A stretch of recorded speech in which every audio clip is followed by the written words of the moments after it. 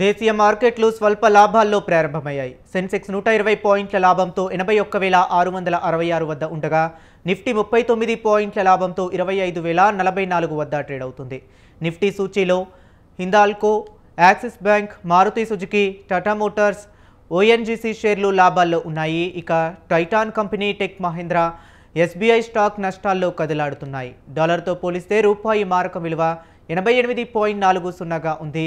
నిన్న అమెరికా మార్కెట్లు లాభాల్లో ముగియగా నేటి ట్రేడింగ్లో ఆసియా మార్కెట్లు అదే బాటలో కనిపిస్తున్నాయి.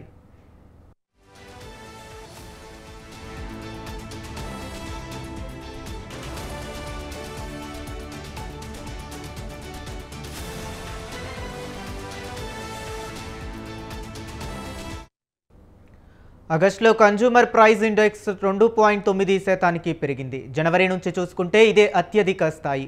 అయితే దీని ఆధారంగా ఫెడ్ వడ్డీ రేట్ల కోత అంచనాల్లో ఎలాంటి మార్పు ఉండకపోవచ్చని విశ్లేషకులు భావిస్తున్నారు. ఇన్ఫోసిస్ బోర్డు 18,000 కోట్ల బైబ్యాక్ ప్రతిపాదనను ఆమోదించింది.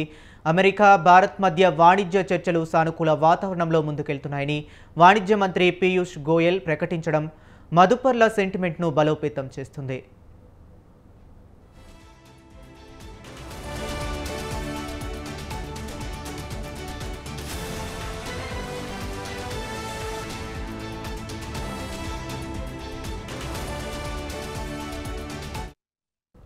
ఇక దేశీయ స్టాక్ మార్కెట్లు స్వల్ప లాభాల్లో ప్రారంభమయ్యాయి. సెన్సెక్స్ 120 పాయింట్ల లాభంతో 81,666 వద్ద ఉండగా నిఫ్టీ 39 పాయింట్ల లాభంతో 25,044 వద్ద ట్రేడ్ అవుతుంది. నిఫ్టీ సూచీలో Hindalco, Axis bank, Maruti Suzuki, Tata motors, ONGC షేర్లు లాభాల్లో ఉన్నాయి. ఇక Titan company, tech Mahindra, SBI stock నష్టాల్లో కదలాడుతున్నాయి.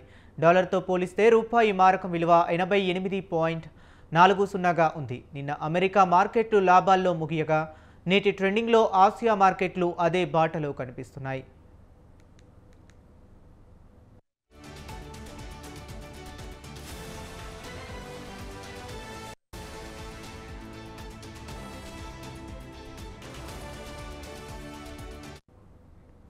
ఆగస్టులో కన్జ్యూమర్ ప్రైస్ ఇండెక్స్ 2.9% పెరిగింది. జనవరి నుంచి చూసుకుంటే ఇది అత్యధిక స్థాయి. అయితే దీని ఆధారంగా ఫెడ్ వడ్డీ రేట్ల కోత అంచనాల్లో ఎలాంటి మార్పు ఉండకపోవచ్చని విశ్లేషకులు భావిస్తున్నారు.